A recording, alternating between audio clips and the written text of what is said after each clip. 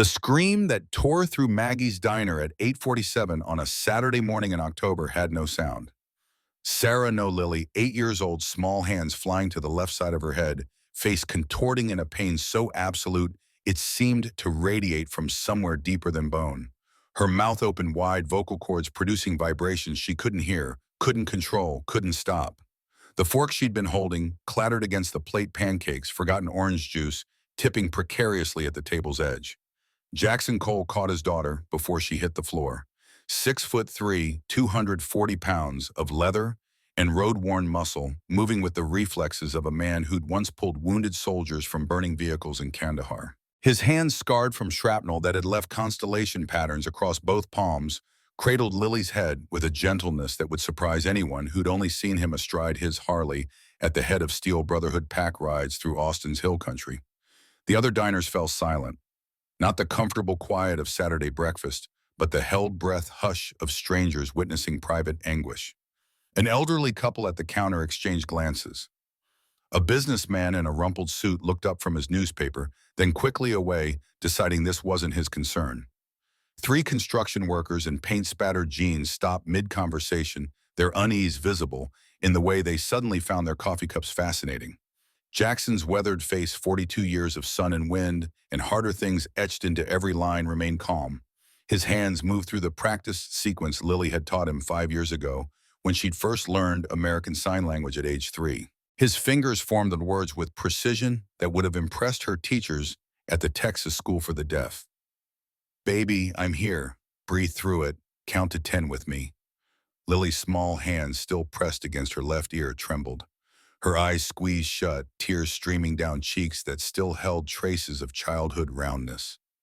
She tried to sign back, but the pain fractured her concentration. Her fingers formed half-shapes, incomplete words, frustration, compounding agony. Behind the counter, Maya Patel watched. 26 years old, hair pulled back in a practical ponytail, green Maggie's diner apron tied over jeans, and a faded UT Austin sweatshirt. She'd been wiping down the Formica surface with practiced efficiency when Lily's episode began. Now the cleaning cloth hung forgotten in her hand, her dark eyes tracking every detail with an intensity that went beyond casual concern. This was the fourth time Maya had witnessed Lily's pain in 6 months. Every Saturday morning at 8:30, Jackson and his daughter claimed the same corner booth by the window. Same order, chocolate chip pancakes for Lily, black coffee, and wheat toast for Jackson. Same quiet conversation conducted entirely in sign language. Jackson's calloused hands surprisingly graceful as they shaped words, Lily's responses quick and fluid despite her age. And 4 times now Maya had watched Lily's face transform mid-meal. 4 times she'd seen the little girl's left hand fly to her left ear. 4 times she'd noted the specific angle, roughly 45 degrees, that Lily tilted her head as if trying to relieve pressure from some invisible weight lodged deep inside her skull. The consistency nagged at Maya. Her nursing training, 3 years completed before she dropped out to care for her dying mother, had instilled certain habits. Pattern recognition, differential diagnosis, the ability to notice what others missed. Her professors at UT Austin's nursing school had praised this quality, though they'd couched it in more academic terms. Exceptional observational acuity and intuitive diagnostic reasoning appeared in her file alongside the incomplete notation that had haunted her for 3 years now. Lily's breathing began to slow. Jackson's hands continued their steady signing, a litany of comfort and presence.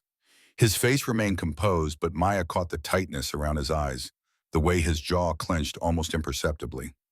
This man, president of Steel Brotherhood Motorcycle Club, owner of Cole's Custom Cycles on East Riverside Drive, veteran of 3 combat deployments to Afghanistan between 2008 and 2012, looked more afraid watching his daughter's pain than he probably had facing down Taliban insurgents in Helmand Province. Maya knew Jackson's story the way everyone in this part of Austin knew it. The motorcycle community was tight-knit, and Jackson Cole's tragedy had rippled through it like shockwaves. His wife, Catherine, everyone had called her Kate, killed 8 years ago when a drunk driver crossed the center line on Highway 290. Jackson had been driving. They'd been celebrating their anniversary. Kate had died on impact. Jackson had survived with 3 broken ribs, road rash that scarred his left shoulder and back, and guilt that apparently still sat heavy enough to see from across a diner. The accident had happened 3 years after Lily went deaf. Maya had pieced that timeline together from overheard conversations, from the way Maggie, the diner's owner and unofficial historian of her regulars' lives, would share information with the comfortable authority of someone who'd been serving eggs and coffee in this neighborhood for 35 years. Lily's episode was subsiding now, 10 minutes from onset to the gradual relaxation of her small frame. Jackson eased her upright, checking her face with the methodical thoroughness of someone who'd done this too many times. His fingers moved again. Better? Lily nodded, exhaustion clear in every line of her body. Her fingers shaped a response. Hurts less now, sorry. Jackson's face cracked slightly, pain bleeding through his careful control. His hands moved. Never apologize. Not your fault. Never. But Maya saw something else in Jackson's expression. Something that went beyond a father's helpless anguish watching his child suffer. There was guilt there, deep and old and possibly misplaced, but no less consuming for that. Maya recognized it because she'd seen the same look in her own bathroom mirror for 8 months after her mother died. The look of someone convinced they should have done more, been better, somehow prevented the unpreventable. The diner's normal rhythm resumed gradually. The elderly couple returned to their scrambled eggs. The businessman rattled his newspaper. The construction workers picked up their conversation about the job site in Round Rock, their voices carefully not acknowledging the small drama at the corner booth. Maya's hand tightened on the forgotten cleaning cloth. She'd been a waitress for 3 years. 3 years since she'd walked away from nursing school with 1 year remaining, $47,000 in student debt and no degree to show for it. 3 years of watching her observational skills, that exceptional acuity her professors had praised, slowly atrophy from disuse. What good was noticing patterns if you couldn't do anything with the information? But this pattern bothered her, had been bothering her for months now, building into an insistence she couldn't quite shake. She thought about her nephew, her brother's son, who'd spent 3 months at age 4 complaining of ear pain. 2 doctors had found nothing wrong. Her brother and sister-in-law had been ready to write it off as attention-seeking behavior. Maya had been playing with the boy one evening, using her phone's flashlight to make shadow puppets on the wall, when the light had caught at the wrong or right angle into his ear canal. She'd seen something, small, round, waxy, not earwax though, wrong color, wrong texture. She'd insisted her brother take the boy to a third doctor, specifically requesting someone look at a very precise angle and depth. The pediatrician had found a small plastic bead from a broken toy lodged so deep and covered in so much accumulated wax that it had perfectly mimicked the appearance of normal ear canal anatomy. The extraction had taken 15 minutes. The boy's behavioral ear pain had vanished immediately. Maya remembered the pediatrician's words. Good catch. Another month and this could have caused real damage. How did you spot it? She'd shrugged, embarrassed by the attention. I just noticed the way he always tilted his head. Same angle every time. Now watching Lily Cole-sign tiredly to her father while picking at pancakes she clearly no longer wanted, Maya felt that same nagging insistence building in her chest. The same angle every time. Always the left ear. Always that specific 45-degree tilt. Jackson was signing something about heading home, about Lily resting, about maybe calling the doctor again on Monday.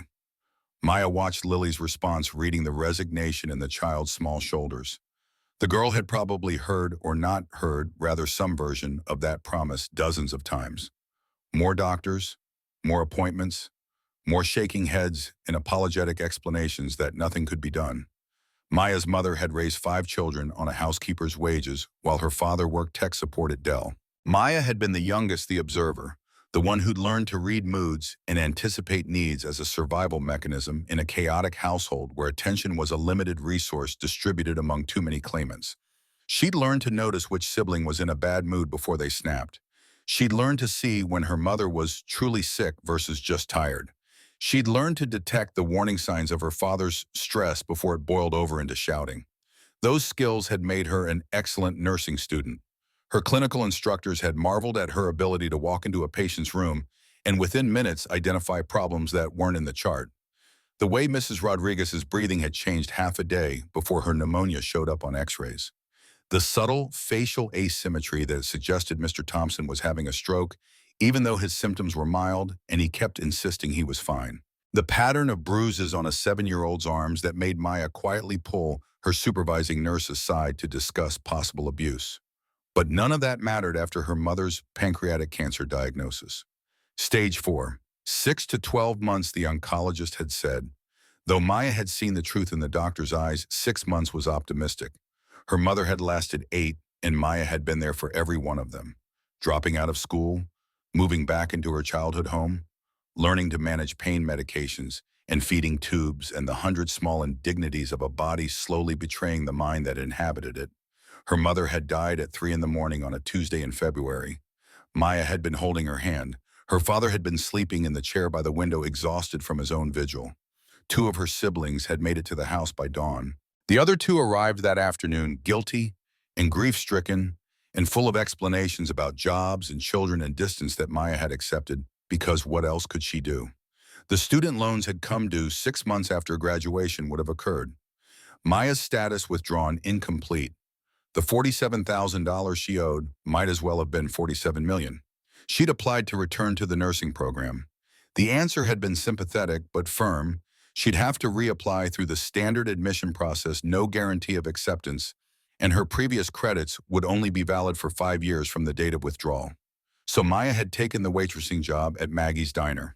The tips were decent, especially during weekday lunch rushes when downtown office workers packed the place. Maggie herself, 67, white-haired, with a voice roughened by 5 decades of cigarettes, she'd finally quit 10 years ago, had been kind, patient with Maya's initial mistakes. Willing to work around the therapy appointments Maya still attended for the PTSD she'd developed after watching her mother waste away.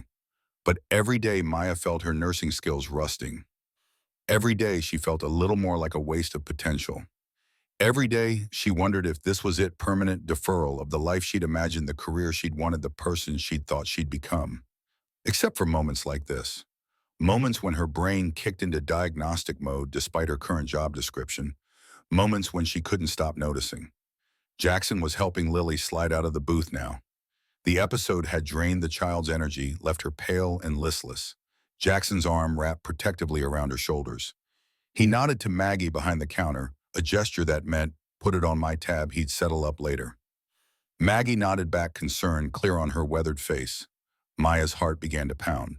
This was insane. This was none of her business. This was exactly the kind of overstepping that got waitresses fired and possibly accused of much worse. She wasn't a nurse. She had no credentials. She had no right to insert herself into this family's private medical situation. But that angle, that consistent, specific angle, and the fact that 23 specialists, Jackson had mentioned the number once to Maggie, his voice hollow with defeat, had apparently looked at Lily's ears and found nothing. Had they looked from that angle, had they examined her while she was actively tilting her head that precise way, had anyone noticed the pattern? Maya's hands were moving before her brain caught up with the decision. She untied her apron, draped it over the coffee station, and crossed the diner floor. The distance from the counter to the corner booth felt infinite and instantaneous. Maya's pulse hammered in her ears. She could feel every eye in the diner tracking her movement, could sense Maggie's confusion, could see Jackson's posture shift as he noticed her approach. She stopped at the edge of the booth. Jackson looked up, his face settling into polite neutrality, the kind of expression that said he appreciated her work, enjoyed her service, but wasn't interested in conversation beyond the transactional. Up close, his eyes were striking pale blue, made paler by contrast with sun-weathered skin. Combat veteran's eyes, always tracking, always assessing. Maya's voice came out steadier than she'd expected. "Mr. Cole, I'm so sorry to interrupt." Jackson's shoulders tensed incrementally. His arm tightened around Lily. The protective instinct was automatic, ingrained. Maya registered it and took a half step back, making herself smaller, less threatening. "I've been serving you both for 6 months now. I've seen Lily have these episodes 4 times. Jackson's expression didn't change, but something shifted behind his eyes. Wariness. The beginning of anger, perhaps. His voice came out flat, and Maya forced herself to maintain eye contact. "I've noticed something about the pain. It's always the left ear, always. And Lily always tilts her head the same way when it happens. Roughly 45 degrees. Jackson's jaw tightened. "You've been watching my daughter." The accusation landed like a slap. Maya's face heated. Not watching. Noticing. There's a difference. See, I was a nursing student. I dropped out to care for my mother, but I notice patterns. And Lily's pain has a very specific pattern. Lily had been watching Maya's lips reading the words. Her small hand tugged on Jackson's vest. She signed something quick and fluid. Jackson glanced down, his expression softening for a moment, before hardening again as he looked back at Maya. "My daughter says you're the nice waitress who always remembers she likes extra syrup." Maya managed a small smile. "I do remember." Jackson's expression didn't thaw. "I appreciate your concern, but Lily has seen 23 specialists, audiologists, ENTs, neurologists. We've been to Mayo Clinic, Johns Hopkins, Stanford. Everyone says the same thing. Profound bilateral sensor and neural hearing loss cause unknown chronic ear pain, secondary to the condition, nothing to be done. 23.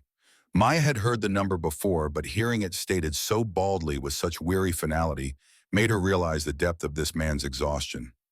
8 years, that's how long Lily had been deaf, according to diner gossip. 8 years of doctor's appointments. 8 years of hope deferred. 8 years of watching his daughter suffer while experts told him there was nothing to be done. Maya took a breath. "Mr. Cole, I understand, and I know I'm just a waitress. I have no credentials, no authority. But I worked 3 years toward a nursing degree. I did clinical rotations in pediatrics. And I've seen something like this before." Jackson's eyes narrowed. "Seen what?" "My nephew had a bead stuck in his ear for 3 months. 2 doctors missed it because it was deep in the canal covered in wax, and it looked exactly like normal ear anatomy at the wrong angle. I spotted it by accident." "A bead?" Jackson's voice carried flat disbelief. "A small plastic bead from a broken toy. The point is, doctors look for standard pathologies, standard presentations, but sometimes, not always, but sometimes the answer is something simple that's just positioned in an unusual way." Jackson stood. His height was imposing, his physical presence suddenly filling Maya's awareness. He wasn't trying to intimidate her, Maya could see that, but the effect was undeniable. This was a man who'd commanded respect in combat zones, who led a motorcycle club, who'd probably faced down threats and violence that would send most people running. "Miss," Jackson paused, realizing he didn't know her name. "Patel. Maya Patel." "Miss Patel, I appreciate that you're trying to help, but you're talking about my daughter, my 8-year-old deaf daughter who's lived with chronic pain for most of her life. 23 trained medical professionals with decades of combined experience have examined her. They've used equipment I can't begin to understand. They've run tests that cost thousands of dollars. And you're telling me they all missed something, that you with 3 years of incomplete nursing school spotted what they couldn't? Put like that, it sounded insane." Maya felt her resolve wavering. Who was she to question 23 specialists? Who was she to insert herself into this situation? But then Lily tugged on Jackson's vest again. Her small hands moved, signing something Maya couldn't fully follow. Jackson looked down at his daughter, and the hardness in his expression cracked slightly. When he looked back at Maya, some of the defensive anger had drained away. "Lily wants to know what you think you saw." Maya knelt down, bringing herself to eye level with Lily. The girl's face was still pale from the episode, exhaustion evident in the dark circles under her eyes. But there was intelligence there, curiosity, and something that looked like desperate hope. Maya spoke slowly, knowing Lily could read lips. "I think there might be something in your left ear, something deep that doctors might miss if they're not looking from exactly the right angle, something that's not only causing pain, but might be blocking sound." Lily's eyes widened. Her hands flew, signing rapidly to her father. Jackson watched his face, a complicated mixture of emotions Maya couldn't fully parse. Finally, he looked back at Maya. "What exactly are you proposing?" Maya's heart hammered. This was it, the moment where she either walked away or committed to something that could change everything or ruin everything, or both. "I want to look in her ear. Just look. With proper light and magnification. My phone has a good flashlight. If I'm wrong, you never have to speak to me again. But if I'm right," she let the sentence hang. Jackson stared at her for a long moment. Behind them, the diner had gone quiet again, every patron now openly watching this confrontation. Jackson's voice came out rough. You're asking me to trust my daughter's well-being to a waitress with a hunch. No. Maya stood maintaining eye contact. I'm asking you to trust 8 years of your own frustration. 23 specialists missed something and maybe they all looked from the wrong angle. Maybe they all relied on standard protocols that don't account for unusual presentations. I'm not asking you to trust me. I'm asking you to trust that there might be an answer no one's found yet. Jackson's face worked through several emotions. Maya could see the war happening behind his eyes. Desperate hope versus protective caution. The father who'd do anything versus the man who'd learned not to trust easy answers. Lily tugged on his vest again. This time when she signed, Maya caught the words, "Let her try, Daddy, please." The sound that came out of Jackson's throat was somewhere between a laugh and a sob. He scrubbed one hand across his face, and when he looked at Maya again, something in him had shifted. If you hurt her— I won't, Maya interrupted. I'll stop at the first sign of discomfort. This is just an examination, just looking. Jackson nodded once, sharp and decisive. The gesture of a man making a command decision on incomplete information, the way he'd probably made hundreds of decisions in combat. All right, but not here. He looked around at the watching crowd, his expression hardening. Everyone can stop staring now. Show's over. The other patrons quickly found renewed interest in their food. Maggie caught Maya's eye from behind the counter, her face a mixture of concern and confusion. Maya gave her a quick nod. I'll explain later, and turned back to Jackson. The booth is fine. I just need good light and for Lily to lie down on her right side. Jackson hesitated, then guided Lily back into the booth. The girl slid across the worn vinyl seat, her eyes never leaving Maya's face. There was trust there that made Maya's chest tighten. This child was placing faith in her, and the weight of that responsibility was almost crushing. Maya pulled out her phone, opened the flashlight app. Her hands were trembling slightly. She steadied them, taking a breath. 3 years since her last clinical rotation. 3 years since she'd examined a patient. But the procedural knowledge was still there, embedded in muscle memory. Across the diner at a corner table Maya hadn't consciously registered, Dr. Richard Brennan lowered his coffee cup and watched with narrowed eyes. He'd been chief of pediatrics at Dell Children's Hospital for 12 years. He'd been eating breakfast at Maggie's for the better part of that time, and he'd noticed the Cole family months ago. Hard to miss the biker president and his deaf daughter with their Saturday morning ritual. Now he watched a waitress kneel beside the booth with a phone flashlight, watched Jackson Cole's face cycle through hope and fear, and felt a cold certainty settle in his gut. This was going to be a problem. One way or another, this was going to become his problem. He pulled out his own phone, snapped a discreet photo of the scene, and filed it away. Just in case. Maya leaned over, the booth phone in hand. Jackson had positioned Lily on her right side, left ear facing upward. The angle was awkward, the lighting far from ideal, but Maya had worked in worse conditions during her ER rotation. Lily, I need you to stay very still. This won't hurt, but it might feel weird. Okay. Lily nodded, her small hand finding her father's and gripping tight. Maya activated the flashlight, held it at arm's length to get maximum distance and clarity, and leaned in. At first she saw nothing unusual. The normal curves and shadows of an ear canal. Healthy pink tissue. The darkness of depth.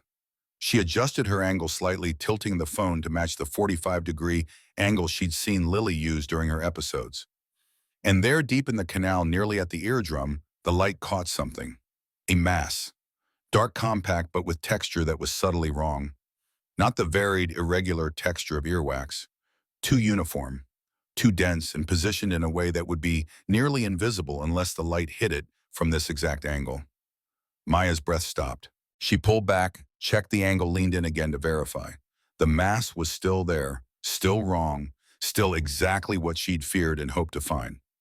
Mr. Cole, her voice came out steady despite the adrenaline flooding her system. I need you to look at this. She repositioned the phone, handed it to Jackson, and guided his hand to the precise angle. He leaned over his daughter, squinting into the light.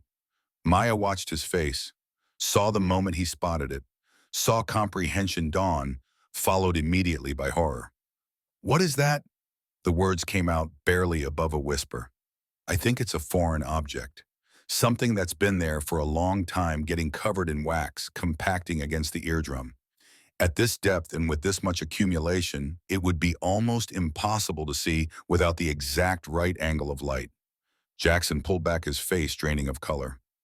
He looked at the phone in his hand like it was a bomb, like it had just exploded his understanding of the last 8 years. 23 doctors. His voice cracked. 23 fucking doctors looked in her ear. They looked for standard blockages, standard wax buildup. But this is deep and it's camouflaged perfectly. You need very specific lighting at a very specific angle to see it. Jackson's hands were shaking now. He set the phone down carefully as if afraid he might crush it. When he looked at Maya, his eyes were wet. Can you remove it? The question hung in the air between them. This was the moment, the decision that would define everything that came after. Maya's nursing training screamed at her. This required sterile technique, proper instruments, medical supervision, an ENT specialist in a clinical setting. What she was about to propose was borderline insane, possibly illegal, and definitely dangerous. But Lily was looking at her with those trusting eyes. And Jackson was looking at her with the desperate hope of a man who'd been told for 8 years that nothing could be done. And Maya thought about her nephew, about the 15-minute extraction that had ended months of pain, about the pediatrician's words, good catch. I believe I can, she said carefully. But Mr. Cole, I need you to understand something. This is delicate. If I do it wrong, if I push the object deeper, or if I damage the eardrum, I could make things worse. Much worse. We should really go to an ENT specialist right now. Jackson's jaw set. No. Maya blinked. I'm sorry. By the time we get an appointment, drive to the hospital, wait to be seen, that's hours. And Lily's pain subsides after episodes. By the time we're in front of a doctor, she'll be out of acute distress, and they'll tell us to come back if it happens again. I've lived this cycle for 8 years. He leaned forward, his pale blue eyes intense. You saw what 23 specialists missed. You spotted it in 6 months of Saturday breakfast. And you're telling me we should trust the same system that failed us every single time. I'm telling you I don't have credentials. I'm telling you if this goes wrong, I could be charged with practicing medicine without a license. You could be charged with child endangerment. I'm telling you this is not how this should be done. But you can do it. It wasn't quite a question. Maya looked at Lily, who was watching this exchange with growing understanding. The girl's hand moved, signing to her father. Jackson nodded, then looked back at Maya. Lily says the pain today was worse than usual. She says she trusts you. And honestly, Miss Patel, so do I, because you did something no one else did. You paid attention. Maya's throat tightened. Her mother's voice echoed in her memory, something she'd said during one of the last good days before the morphine made coherent conversation impossible. Beta, you have a gift. Don't waste it. Use it to help people. I need tweezers with rubber tips, Maya heard herself say. Water. And everyone needs to stay very, very still. Maggie appeared beside the booth as if summoned. The older woman's face was creased with concern, but her voice was steady. First aid kits behind the counter. Medical-grade tweezers in there. I keep them for splinters and such. What else do you need? Beth, Maya called to the other waitress, a woman in her 40s who'd been serving coffee and watching the drama unfold. Can you hold my phone? I need steady light at a precise angle. Beth hurried over, her face a mixture of fear and excitement. Whatever you need. Jackson repositioned Lily, his large hands gentle, as he arranged his daughter on the booth bench. Lily's small hand gripped his knuckles white. She signed something quick. Jackson's response was just as swift, but Maya caught the shape of it. I love you. We're going to fix this. The tweezers Maggie brought were perfect rubber-tipped surgical grade, the kind designed for foreign object removal. Maya sanitized them using the diner's bleach water solution, washed her hands 3 times at the kitchen sink, and took several deep breaths to center herself. This was insane. This was the kind of reckless decision that ended careers and resulted in lawsuits. But Lily was looking at her with those trusting eyes, and Jackson was looking at her with desperate hope, and Maya's hands were steady as she positioned herself beside the booth. Lily, this might feel strange. If it hurts, if anything feels wrong, you move your hand. Just one movement, and I stop immediately. Understand? Lily nodded, her expression solemn. 8 years old and already carrying the gravity of someone who'd learned too young that life involved pain. Maya inserted the tweezers slowly following the natural curve of the ear canal. The world narrowed to the circle of light from her phone held steady by Beth's capable hands. Millimeter by millimeter. The mass was deep positioned right against the tympanic membrane. One wrong move, and she'd rupture the eardrum cause permanent damage make everything worse. Sweat beaded on her forehead. Her hand was rock steady, guided by muscle memory from countless clinical procedures. The tweezers made contact with the mass. She felt resistance, years of compacted material held in place by the very anatomy meant to protect it. Maya adjusted her grip, found purchase on what felt like the edge of something solid beneath the wax. She began to pull infinitesimally slowly, working the object loose from where it had been lodged for years. The ear canal walls were delicate. Any excess pressure could cause tearing, bleeding, infection. Lily whimpered once. Maya froze immediately, the tweezers motionless. Lily. The girl's hand didn't move. After a moment, she signed to her father with her free hand. Jackson's voice was tight. She says, keep going. It feels weird but doesn't hurt. Maya continued. The object was moving now, sliding fractionally through the canal as she maintained steady, even pressure. Centimeter by centimeter. The accumulated wax came with it, years of buildup, sliding past delicate membranes. Time stopped meaning anything. Maya's universe contracted to the tweezers in her hand, the resistance against the tips, the slow emergence of something that had been hidden for most of Lily's life. And then 90 seconds after she'd begun, though it felt like hours, the object came free. Maya held it up to the light. Beth's sharp intake of breath echoed around the diner. Jackson made a sound somewhere between a sob and a laugh, and Maya stared at what she'd extracted. A small foam earplug, adult size, the kind people used for sleeping, completely encased in darkened, compacted earwax.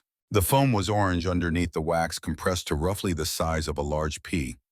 It had been lodged deep against Lily's eardrum for what must have been years, blocking sound transmission and causing chronic pressure and pain. That's... Jackson's voice broke. He took the tweezers from Maya's hands, staring at the object like it was something from another planet. That's mine. That's my earplug. His face went through a series of transformations. Confusion, comprehension, horror, guilt so profound it was almost physical. I keep them in my garage, on the workbench. Orange container. I use them when test riding bikes because the engines are loud. 8 years ago, I lost a pair. Thought I'd dropped them on a ride, but Lily... He looked at his daughter, who was lying very still, her eyes wide and confused. She was 2. She was always in the garage with me, always getting into things. She must have found it. Put it in her ear. The mathematics of guilt were calculating themselves across Jackson's face. She went deaf right after her 2nd birthday. Started complaining about ear pain within months. We thought it was connected to the hearing loss. We told doctors about the pain. They examined her ears, found nothing because they were looking from the wrong angle at the wrong depth. He looked at Maya, and the devastation in his eyes was almost unbearable to witness. My daughter has suffered for 8 years. 8 years, because I left an earplug where a toddler could reach it. Maya wanted to say something comforting, wanted to tell him it wasn't his fault that he couldn't have known. But before she could speak, Lily's hand flew to both her ears. The girl's eyes went wide, wider than wide. Her mouth opened in shock. She sat bolt upright in the booth, her small hands pressing against both sides of her head like she was trying to block out something overwhelming. Jackson's hands moved frantically in sign language. What's wrong? Does it hurt? Lily, talk to me. But Lily wasn't looking at his hands. She was staring at the diner around her, at the fluorescent lights humming overhead, at the traffic passing outside the window, at her father's face. Her expression cycled through confusion, wonder, terror, amazement. And then in a voice rusty from 8 years of speaking words she couldn't hear, Lily whispered, "Daddy." The word came out perfectly shaped by years of speech therapy, but spoken with the wonder of someone hearing her own voice for the first time in conscious memory. Jackson froze. Maya's hand flew to her mouth. Beth made a strangled sound, and Maggie, watching from behind the counter, started crying openly. "I can hear," Lily said louder, now her voice breaking with emotion. "Daddy, I can hear you. I can hear me. I can hear everything." Jackson pulled his daughter into his arms with a force that might have been crushing if Lily had cared. but she was laughing and crying at the same time, overwhelmed by the sensory explosion of a world suddenly alive with sound. The hum of the refrigerator, the clink of dishes in the kitchen, the rumble of traffic outside, voices of other patrons, her own breathing, her father's heartbeat against her ear. "Everything is so loud," Lily said, pulling back to look at her father's face. "Is it always this loud?" Jackson was crying openly now, this combat veteran who probably hadn't shed tears since his wife's funeral. "Yes, baby. Yes, it's always this loud. You'll learn to filter it. Your brain will learn, but yes, this is what sound is." He looked at Maya over Lily's head, and the expression on his face was something Maya would carry for the rest of her life. Gratitude beyond words. Relief so profound it had shattered 8 years of carefully constructed emotional armor. And guilt, the realization that his carelessness had caused his daughter's suffering, would probably haunt him for years to come. But right now, in this moment, Jackson Cole was holding his daughter, who could hear. Who could hear her father's voice for the first time in 8 years. Who could hear her own laughter. Who could hear the world. Maya became aware of applause. The other diners who'd been watching in held-breath silence were clapping. The elderly couple at the counter, the businessman with his newspaper, the construction workers, all of them witnessing what felt like a miracle but was really just careful observation and a willingness to trust instinct over authority. Across the diner, Dr. Richard Brennan stood abruptly, his coffee set forgotten on the table.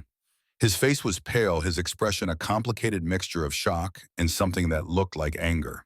He pulled a $20 bill from his wallet, dropped it on the table without waiting for change, and walked out without looking back. But Maya barely noticed.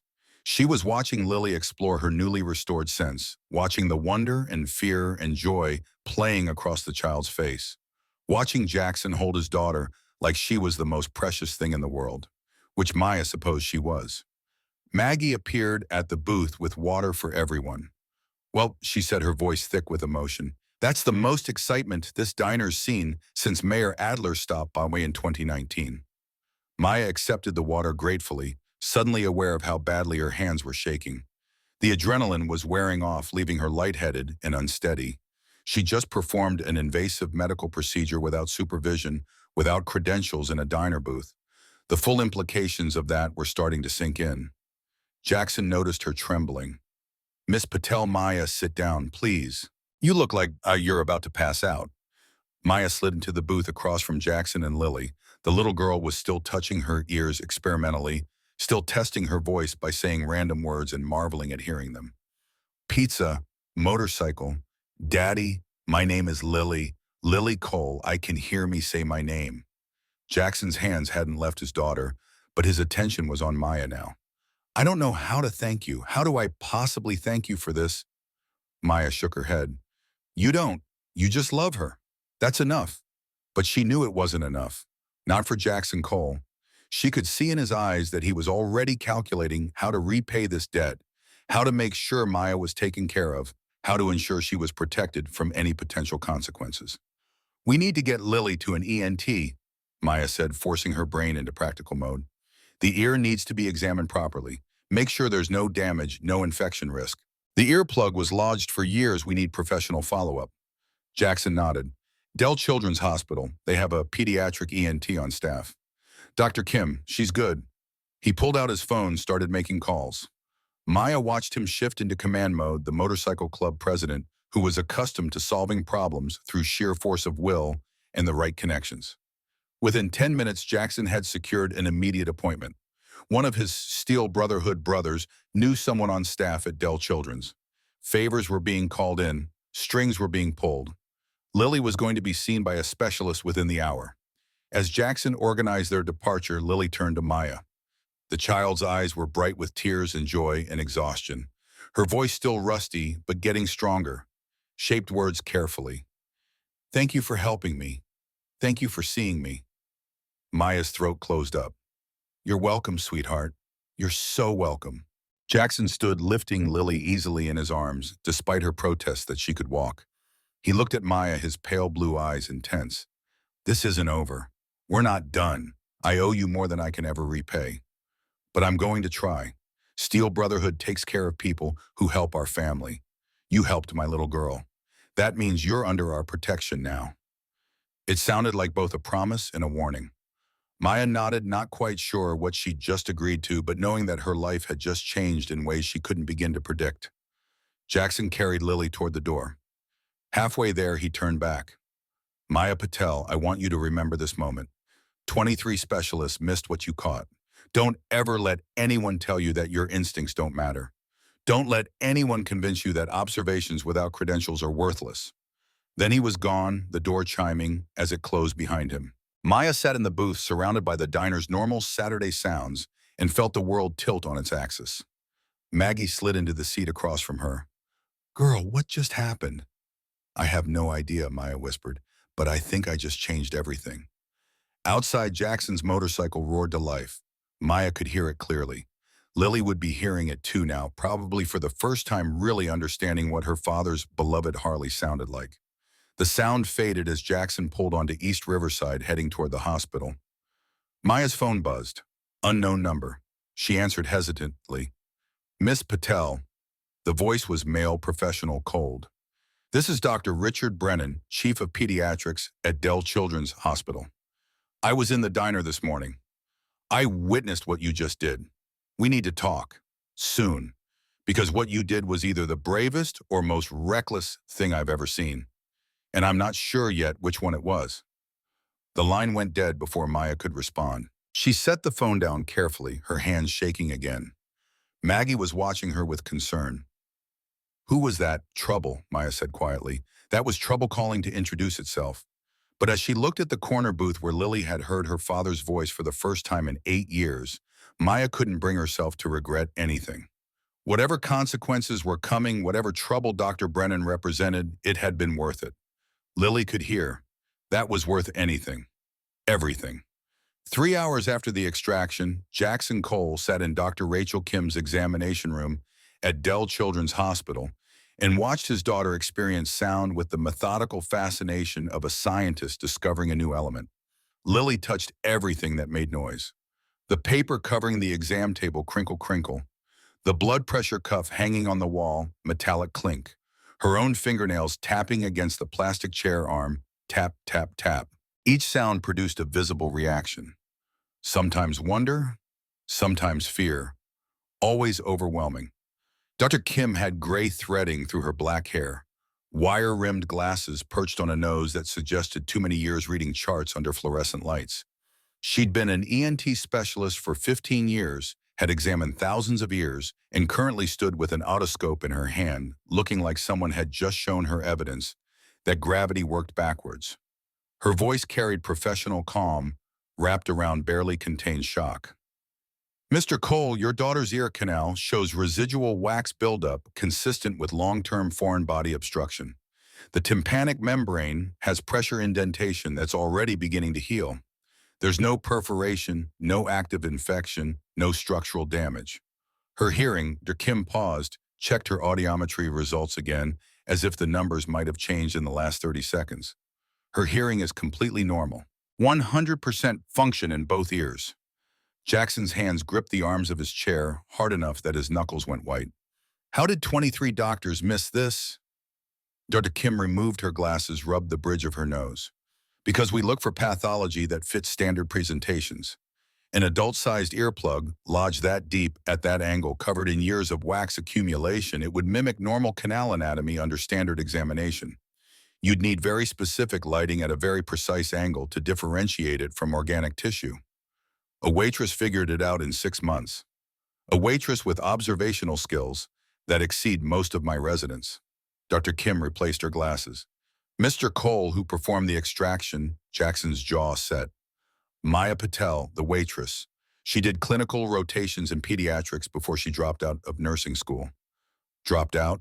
Dr. Kim's tone went flat. So she has no license, no credentials, no legal authority to perform invasive medical procedures. She had 23 failures to learn from. Jackson leaned forward, his pale blue eyes hardening into something that had probably made Taliban fighters reconsider their life choices. My daughter can hear because someone without credentials had the courage to trust her instincts. Your profession failed us. Repeatedly. For 8 years. Dr. Kim held up one hand. I'm not attacking her, Mr. Cole. I'm stating facts that will become relevant very soon, because my boss saw what happened this morning.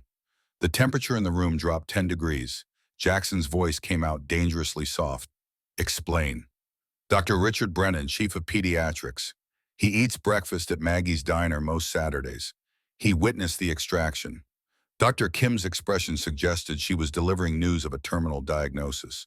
And he's required by hospital protocol to report medical procedures performed by unlicensed individuals.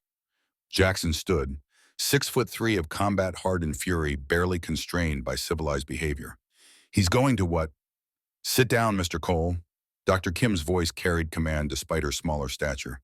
Getting angry at me won't help. I'm trying to warn you. Dr. Brennan is difficult. He's brilliant, accomplished, and absolutely rigid about medical protocols.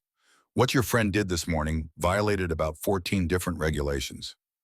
What my friend did saved my daughter. I know. Dr. Kim's voice softened. I've reviewed Lily's medical history. I've seen the reports from Mayo Hopkins Stanford. They all missed it. Miss Patel found it. That's extraordinary, but it's also legally problematic.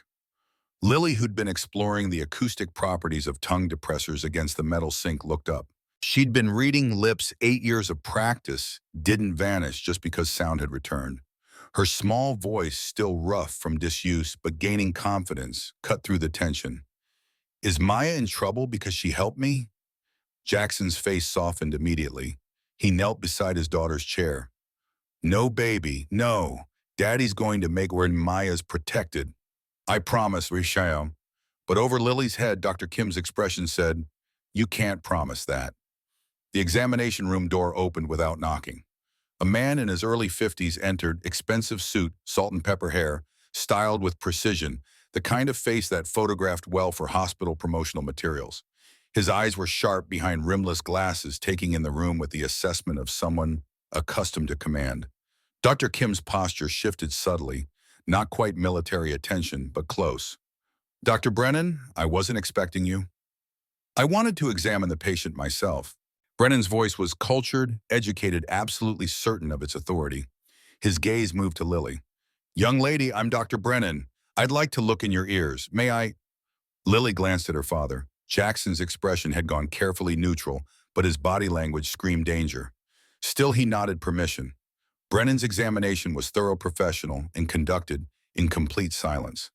He used the otoscope, checked both ears multiple times, reviewed Dr. Kim's audiometry results, examined the extracted earplug that Dr. Kim had preserved in a specimen container. Finally, he straightened. His gaze moved to Jackson. Mr. Cole, your daughter is extraordinarily lucky. The extraction was performed with remarkable skill.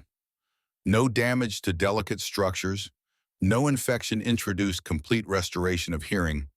Medically, this is a success. Jackson's eyes narrowed. I hear a but coming. But legally, this is a disaster waiting to happen. Brennan's tone remained professional, but steel underlay the words. Miss Patel performed an invasive medical procedure without a license. You permitted your minor child to undergo that procedure outside a clinical setting. If anything had gone wrong, if the eardrum had ruptured, if infection had been introduced, if the object had been pushed deeper, causing permanent damage, Miss Patel could be charged with practicing medicine without a license. You could be charged with child endangerment. This hospital could face liability for not intervening when I witnessed the situation. Jackson's voice dropped into a register that suggested he was one wrong word from violence. Are you threatening my family? I'm explaining consequences. Brennan didn't flinch. I've been chief of pediatrics for 12 years. I've seen well-meaning amateurs cause irreparable harm. I've seen parents sue hospitals because unlicensed practitioners made mistakes. Medical protocols exist for reasons, Mr. Cole. They protect patients.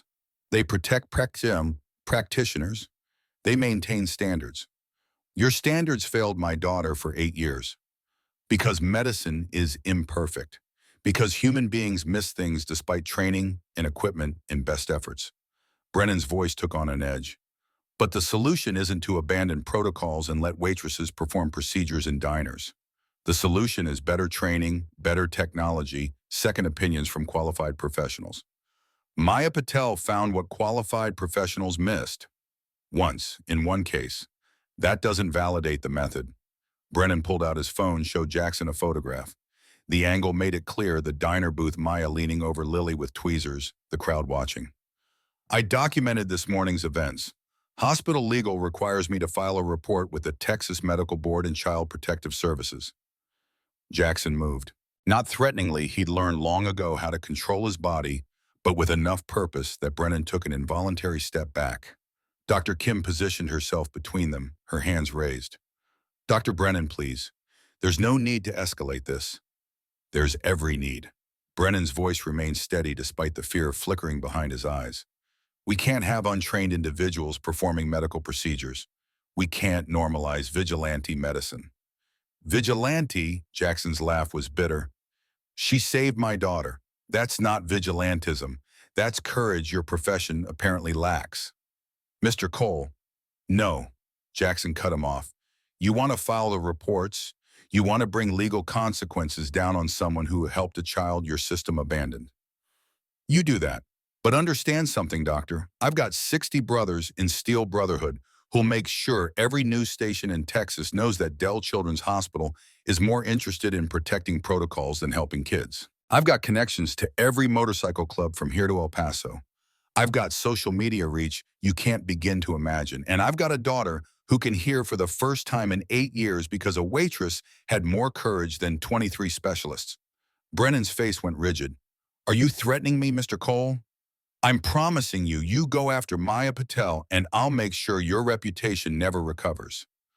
I'll make sure every parent in this city knows that Dell Children's cares more about liability than miracles.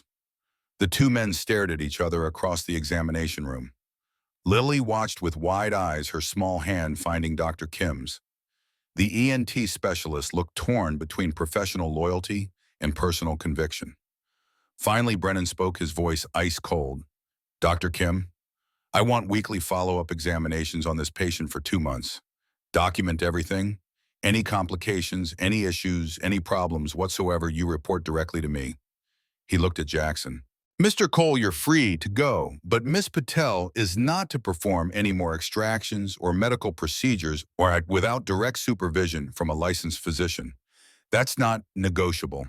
If I hear of her operating outside proper channels again, I will file every report I'm legally required to file. And your threats about public relations won't stop me from protecting patients. He left without waiting for a response. The door closed with careful precision, not a slam, but something worse. The controlled exit of a man who'd just declared war. Dr. Kim let out a breath. Well, that went about as badly as possible. Jackson's hands were shaking with suppressed fury. He's going to come after her. Probably. Dr. Kim moved to the computer, started typing. But he agreed not to file immediate reports. That gives us time. Mr. Cole, I need to be honest with you. Dr. Brennan isn't wrong about protocols. What Miss Patel did was legally questionable. But, she paused, looked at Lily. But she helped your daughter when no one else could. That matters. Will you work with her? Jackson's voice carried desperate hope. If Maya examines patients under your supervision with your license backing her, would that be legal? Dr. Kim's fingers stopped typing. She turned to face Jackson fully. You're asking me to partner with a nursing school dropout on some kind of alternative diagnostic program. I'm asking you to help make sure other kids don't suffer the way Lily did. I'm asking you to supervise someone with extraordinary observational skills so she can help with improper legal channels. That could cost me my job. Brennan is my boss. That could save children's lives. Dr. Kim looked at Lily, who was watching this exchange with the gravity of someone older than 8. The little girl's voice, growing stronger by the hour, spoke up.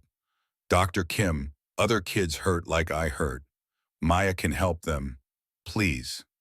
The doctor's professional reserve cracked. She rubbed her face, exhaustion and ethical conflict warring visibly. Let me think about it. I'm not saying no, but I need to understand the legal implications, talk to hospital counsel, figure out how this could work without destroying my career. Jackson nodded. It wasn't agreement, but it wasn't refusal either. Thank you for examining Lily, for standing between me and Brennan before I did something stupid. You're a father protecting his child. That's never stupid.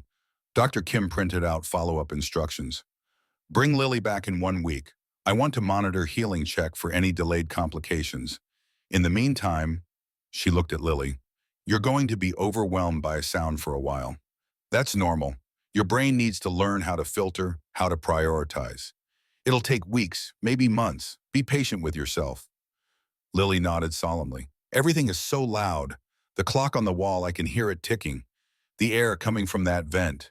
Your pen clicking. My own breathing. Daddy's heartbeat when he holds me. It's all so much.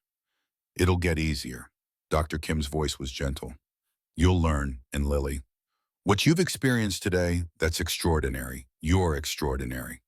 Jackson gathered his daughter, said his goodbyes, and walked out of Dell Children's Hospital into afternoon sunlight that seemed too bright air that carried traffic sounds Lily was hearing with new wonder and fear. His phone buzzed before they reached his motorcycle. Text from Hammer Steel Brotherhood's VP Club meeting tonight, 8 p.m. Everyone's talking about what happened. We need to discuss protection protocols for the Waitress. Jackson typed back, agreed. Brennan's going to be a problem. Hammer's response came immediately. We've handled problems before. Jackson looked at that message for a long moment. Steel Brotherhood wasn't an outlaw club. They'd worked hard to build legitimate reputations as mechanics, contractors, veterans, supporting veterans. But there were still members who remembered rougher days, who had skill sets that extended beyond motorcycle repair. He deleted Hammer's text without responding. Whatever protection Maya needed, it had to stay legal. Lily could hear now. He wasn't going to risk his daughter's future by dragging Steel Brotherhood into something that could bring federal attention. But he was going to protect Maya, somehow. His phone buzzed again. Different number. Maya's voice was tight with barely controlled panic. Mr. Cole, I just got a call from Dr. Richard Brennan. He says we need to talk. He says what I did could get me arrested. He says, where are you? Jackson's voice cut through her rising panic. Maggie's. I'm still at the diner. I couldn't go home. I keep thinking about what happened, about what I did about. Stay there. I'm coming. Don't talk to Brennan without me present. Don't agree to anything. Just wait. He hung up, secured Lily on the back of his motorcycle with the custom child seat he'd installed years ago when she was 3. The helmet he handed her was equipped with speakers, a modification he'd added, hoping that someday she'd be able to hear music while they rode. Lily's voice carried wonder even through fear. Daddy, I can hear the engine. It's so loud, so powerful. Jackson's throat tightened. Yeah, baby. That's your old man's Harley. Prettiest sound in the world. He drove carefully through Austin traffic, hyper-aware of his precious cargo. Every pothole, every sudden stop, every lane change calculated and controlled. Lily's arms wrapped around his waist, her small body pressed against his back. At a stoplight, she spoke again. Daddy, is Maya going to be okay? That doctor sounded angry. Maya's going to be fine. I'm going to make sure of it. Promise. Jackson thought about Brennan's cold threat, about hospital lawyers and medical boards, and systems designed to crush anyone who stepped outside prescribed lines. He thought about combat promises made to dying soldiers, promises he couldn't keep, words that haunted him still. But he looked at his daughter in the motorcycle mirror, her face visible through the helmet visor, her eyes trusting absolutely, and made the promise anyway. I promise, baby. Maya helped us. Now we help her. Maggie's diner was quiet when they arrived. The lunch rush had ended, the dinner crowd hadn't started. Maya sat in the same corner booth where she'd extracted the earplug, her hands wrapped around a coffee cup that had gone cold. She looked up when Jackson and Lily entered. Relief and fear warred across her face. I'm so sorry. I should have thought about legal consequences. I should have made you go to the hospital first. You should have done exactly what you did. Jackson slid into the booth across from her. Lily climbed in beside Maya, her small hand finding the waitress's. Maya looked at their joined hands, then at Lily's face. How are you feeling, sweetheart? Everything is really loud and scary and amazing. Lily's voice was getting stronger, more confident. I heard birds singing, and cars, and Daddy's motorcycle, and my own voice saying all of this. Maya's eyes filled. That's wonderful. That's so wonderful. Dr. Brennan called you. Jackson's voice pulled Maya's attention back. What did he say? Maya's hands trembled. He said I performed an invasive medical procedure without a license. He said that's illegal in Texas. He said if there had been complications, I could be charged with a felony. He said, her voice cracked. He said I'm lucky Lily's okay because otherwise I'd be facing criminal charges and civil lawsuits. What else? He said I'm never to perform any medical procedures again without supervision from a licensed physician. He said he's watching me. He said if I step out of line, he'll make sure I never get my nursing license. Ever. Jackson's jaw set. He's trying to scare you. It's working. Maya's laugh was shaky. Mr. Cole, I don't have a nursing license to protect. I dropped out. I'm $47,000 in debt with nothing to show for it.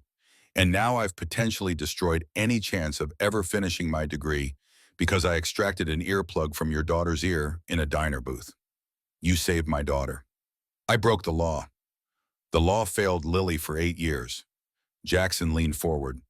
Maya, listen to me. What you did this morning was the bravest thing I've seen outside a combat zone. You trusted your instincts when every social and professional pressure told you to stay quiet. You risked legal consequences to help a child. That's not reckless. That's heroic. Heroic gets you arrested. Not if we do this right. Jackson pulled out his phone, started typing. I'm calling a lawyer. Steel Brotherhood keeps one on retainer. We're going to make sure you're protected. And then, he looked up, his pale blue eyes intense. Then we're going to figure out how to make sure this never happens again. How to create a system where people with observational skills like yours can help kids without breaking laws. Maya stared at him. You're talking about starting a program. I'm talking about making something good come from 8 years of suffering. I'm talking about honoring my wife's memory by helping families who've been failed by the system. I'm talking about giving you a way to use your skills legally and maybe earn enough to finish your degree. Jackson's voice dropped. And I'm talking about making sure Dr. Richard Brennan understands that he can't bully people who help children. Maggie appeared with fresh coffee. The older woman's face was creased with concern. Maya, honey, are you in trouble? Maybe, probably, I don't know. What you did this morning, that was something special. That was something Doc Holliday himself would have been proud of. Maggie squeezed Maya's shoulder. You helped that little girl. Don't let anyone make you feel bad about that. The diner door chimed. A man entered, early 60s, expensive leather jacket that had seen actual road-use gray hair pulled back in a ponytail. His face carried the weathered look of someone who'd spent decades on motorcycles, but his eyes were sharp with intelligence. Jackson stood and embraced the man. Hammer, thanks for coming. Course. Hammer looked at Maya, extended a hand. Name's David Hammond, VP of Steel Brotherhood, but everyone calls me Hammer. Reaper here says you're the one who helped Lily. Maya shook his hand, noted the calluses and scars. I'm Maya Patel. Well, Miss Patel's Steel Brotherhood takes care of people who help our family. Reaper says you might need legal protection. We got a lawyer coming, best in Austin for medical cases. She'll make sure this Brennan character can't touch you. Maya's throat tightened. I can't afford. Already paid for. Hammer waved off her protest. Consider it a thank you. You gave our brother's daughter her hearing. That's worth more than money can measure. Over the next hour, the diner booth became an impromptu war room. The lawyer arrived, sharp-suited woman in her 40s named Caroline Reed, who listened to the situation with growing interest. Dr. Brennan is technically correct, Reed said finally. Miss Patel performed a medical procedure without a license. However, she held up a finger. There's precedent for Good Samaritan laws in emergency situations. The question becomes, was this an emergency? Lily was in pain, Jackson said. Acute pain. Maya identified a foreign body causing distress and removed it to prevent further harm. In a diner, with tweezers from a first aid kit, without anesthesia or sterile environment, with skill and precision that resulted in 0 complications and complete restoration of hearing. Reed smiled slightly. Mr. Cole, you should have been a lawyer. That's exactly the argument we'd make. But understand, if Brennan pushes this, it becomes a test case. Medical establishment versus alternative observation methods. That's a fight that could go either way. What are our options? Best case, Brennan decides the publicity risk isn't worth it and backs off. He agreed not to file reports immediately, which suggests he's at least considering consequences. Reed looked at Maya. You could agree to his terms. Don't perform any more procedures without supervision. Work within the system. And worst case, he files complaints with the Medical Board and Child Protective Services. Miss Patel gets investigated, possibly charged with practicing medicine without a license class, a misdemeanor in Texas up to a year in jail and $10,000 fine. Mr. Cole gets investigated for child endangerment. Lily potentially gets interviewed by CPS. Lily, who'd been quietly listening to this entire conversation, spoke up. That's not fair. Maya helped me. She made the hurting stop. Why would she go to jail for that? Reed's expression softened. Because adults created rules to protect children, honey. Sometimes those rules work. Sometimes they get in the way of helping. Maya's situation is complicated. Jackson's phone buzzed. Unknown number. He answered cautiously. Cole? Mr. Cole, this is Dr. Rachel Kim. I've been thinking about what you asked, about supervising Miss Patel, and she paused. I'd like to meet with her. Discuss possibilities. I can't promise anything, but I can't stop thinking about what she accomplished this morning. Jackson's face shifted. Hope carefully controlled. When tomorrow, Sunday, my office at Dell Children's, 10 a.m., just Miss Patel and myself, we need to talk about what legal supervision would actually look like, whether this is even feasible. We'll be there. Thank you, dear Kim. Don't thank me yet. I might decide this is too risky, but I owe it to patients like Lily to at least explore whether there's a way to make this work. She hung up. Jackson relayed the conversation. Maya's face cycled through emotions too quickly to track. Fear, hope, disbelief. She wants to meet with me, actually supervise me. She wants to discuss it. Jackson's voice was careful. That's not commitment, but it's possibility. Hammer leaned back, smiled. See, things are looking up already. Between Reed's legal protection and Dr. Kim's potential support, you're building a team. That's how you fight systems. You build better systems. Maya looked at these people surrounding her. A biker president and his newly hearing daughter.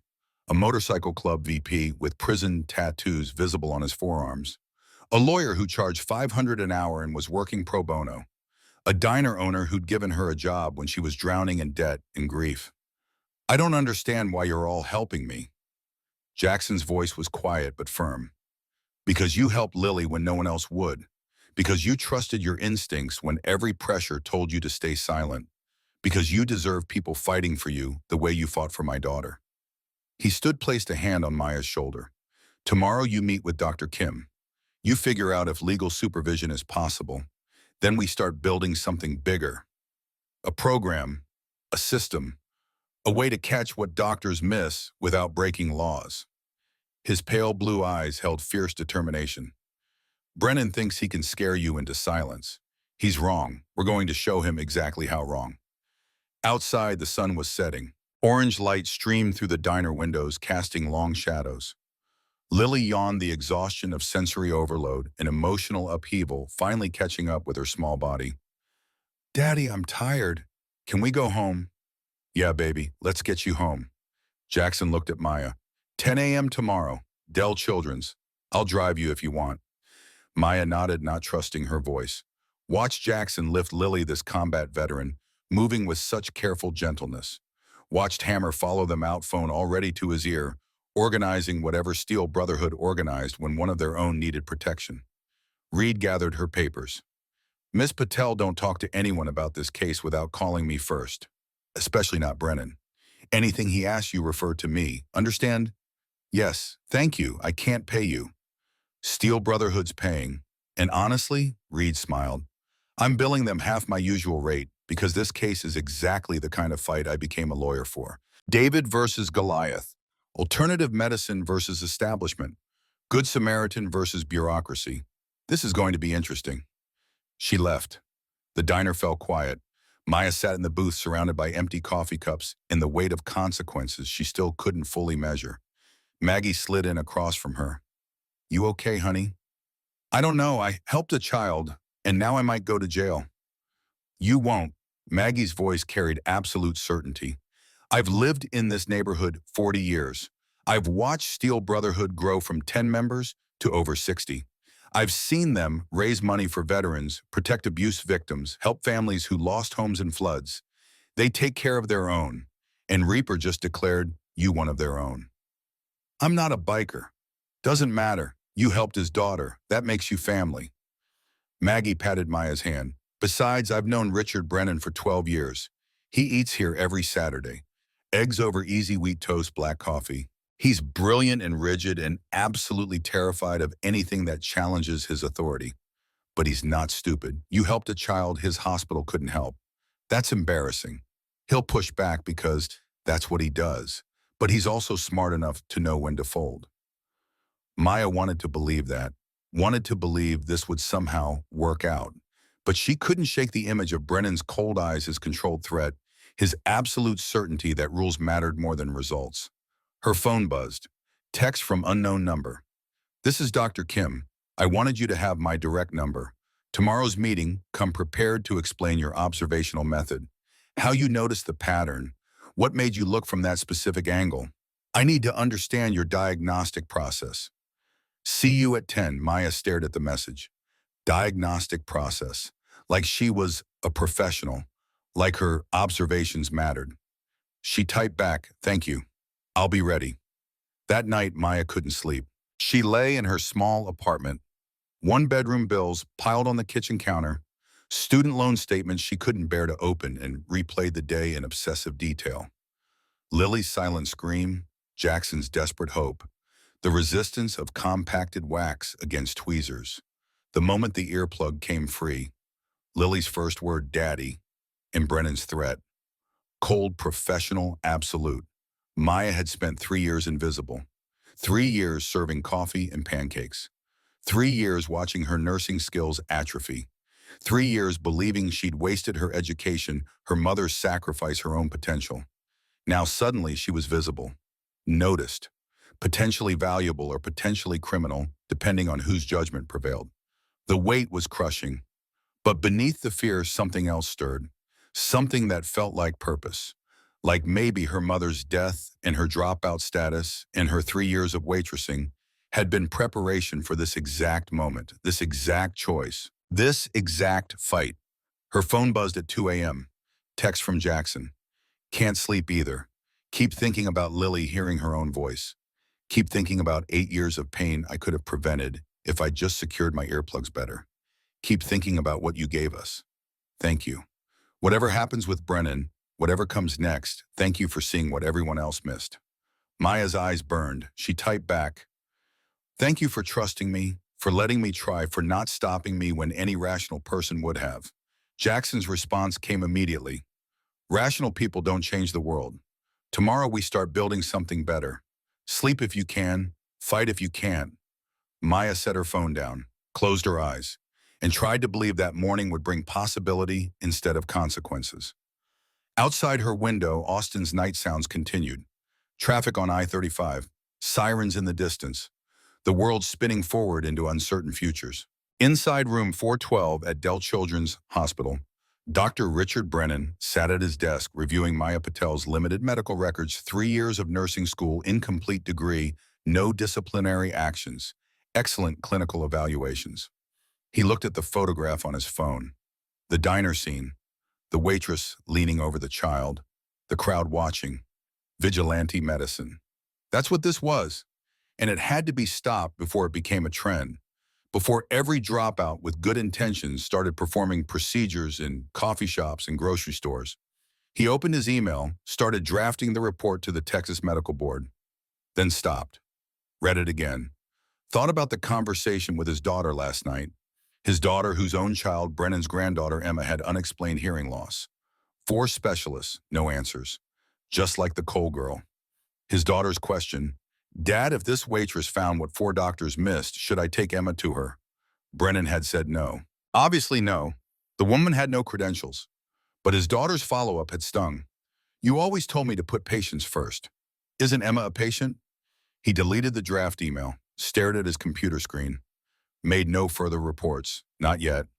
Not until he had decided whether medical authority was more important than medical results. The question kept him awake until dawn. Sunday morning arrived with the weight of Judgment Day. Maya stood outside Dell Children's Hospital at 9:45 a.m., 15 minutes early, because punctuality was one of the few things she could control. The building loomed 7 stories of glass and steel that represented everything she'd walked away from 3 years ago, everything she might never reclaim. Her hands shook. She pressed them against her thighs, forced them still. Jackson had offered to drive her, but she declined. This meeting needed to be hers alone.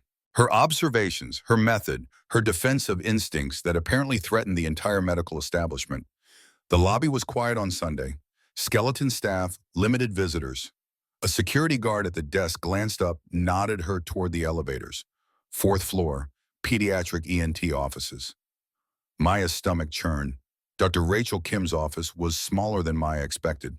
Diplomas on the wall, Stanford Medical School ENT Fellowship at Mass General Board certifications in languages Maya only half understood. Bookshelves crammed with medical texts. A desk buried under case files and research papers. And Dr. Kim herself standing by the window in jeans and a cardigan, looking more human without her white coat. Miss Patel, thank you for coming. Dr. Kim gestured to a chair. Coffee, I made a pot. It's terrible, but it's caffeinated. Maya accepted gratefully. The warmth of the mug helped steady her hands. Thank you for meeting with me. I know this is irregular. Irregular. Dr. Kim's smile was wry. That's diplomatic. Miss Patel, what you did yesterday morning violated about 14 hospital protocols, possibly broke Texas law regarding medical practice, and definitely gave my boss an aneurysm. She paused. It also restored hearing to a child 23 specialists declared hopeless. So let's talk about how we prevent the violations while replicating the results. Maya's throat tightened. You're serious about supervision, about making this legal. I'm exploring whether it's possible. Dr. Kim sat behind her desk, opened a yellow legal pad covered in notes. I spent last night researching precedents, Good Samaritan laws, alternative diagnostic methods, medical observation programs. And I kept coming back to one question. What did you see that 23 specialists missed? Maya set down her coffee. This was it. The moment to explain instincts. She'd never fully articulated observations that had always felt more intuitive than analytical. I noticed patterns. Lily came to Maggie's diner every Saturday for 6 months. Same booth, same time. I served her maybe 24 times. 4 of those times she had pain episodes. Maya's voice gained confidence as she moved into familiar territory. Every episode, same presentation. Left ear, 45-degree, head tilt. Localized, consistent, repetitive. That's not random neurological pain. That's mechanical obstruction. Kimon was taking notes. What made you think foreign body specifically? My nephew. 3 years ago, he had a bead lodged in his ear for 3 months. 2 doctors missed it because it was deep camouflaged by wax and positioned at an angle that made it invisible under standard otoscope examination. I spotted it accidentally while playing with him, using a flashlight at the wrong or right angle. So you had prior experience with missed obstructions? One case, but it taught me that standard examination protocols can miss unusual presentations. Doctors look for what they expect to find. They use equipment designed to reveal standard pathologies. But sometimes, Maya searched for words. Sometimes you need fresh eyes looking from fresh angles. Dr. Kim leaned back. That's observational medicine, pattern recognition outside standard diagnostic frameworks. Medical schools try to teach it, but it's more art than science. You can't really train someone to notice what others miss. Either they see it or they don't. So where does that leave us? Complicated territory. Dr. Kim tapped her pen against the legal pad. Here's the problem. Your observational skills are extraordinary, but you have no license. I can supervise procedures, but I can't delegate authority I'm not supposed to share. Hospital protocols require licensed professionals performing invasive work. There's no category for gifted observer with incomplete nursing degree. Maya's hope, which had been cautiously building, started to crumble. So this was pointless. I can't help anyone else. I should just go back to serving pancakes and pretend yesterday never happened. I didn't say that. Dr. Kim's voice sharpened. I said it's complicated. Complications require creative solutions. She pulled out a folder, slid it across the desk. I spent 2 hours this morning drafting a proposal, a pilot program. Second listen, free secondary examinations for children with unexplained diagnoses. You'd serve as clinical observer under my direct supervision. All examinations documented, all procedures performed by licensed physicians, all findings reviewed by medical board. Maya opened the folder with trembling hands. The proposal was detailed: scope, methodology, legal framework, liability, coverage, oversight procedures. Her name appeared multiple times: Maya Patel, lead clinical observer. This is, her voice broke. This is real. You're actually proposing this. I'm proposing we try, with significant caveats. Kim's expression turned serious. You'd need to complete observer training 40 hours minimum, covering anatomy protocols, documentation standards. You'd need to agree to work exclusively under licensed supervision, and you'd need to accept that most cases won't have simple solutions. Lily's situation was unusual. Foreign body obstructions are rare. Most unexplained hearing loss is actually unexplained. No magic wand, no hidden earplug, just medical mystery we can't solve. I understand that. Dr. Kim's gaze was penetrating. Because Jackson Cole is going to expect miracles now. Parents are going to come desperate, hoping you'll find what their doctors missed. And most of the time you won't. Most of the time the answer really is, nothing can be done. Can you handle delivering that news repeatedly? Can you handle being wrong more often than you're right? Maya thought about her mother. 8 months of hospice. 8 months of doctors apologizing that chemotherapy couldn't help, surgery couldn't help, nothing could help. 8 months of Maya searching desperately for alternative treatments, miracle cures, anything that might give them more time. And ultimately accepting that death was the only answer medicine had left. I've delivered that news before, to myself, for months. So yes, I can handle it. But at least we'd be looking, at least we'd be trying, that matters. Dr. Kim nodded slowly. All right, then here's what happens next. I present this proposal to the hospital board. They'll have concerns, liability precedent, Dr. Brennan's objections. Your friend Mr. Cole's motorcycle club will need to provide funding for liability insurance. Expensive insurance. We're talking $2 million coverage minimum. Jackson will find the money. Probably. He strikes me as the kind of man who moves mountains when motivated. Dr. Kim closed the folder. But understand, this is experimental, unproven. If anything goes wrong, if a child is harmed, if we miss something obvious because we're focused on unusual angles, this program ends. And possibly my career ends with it.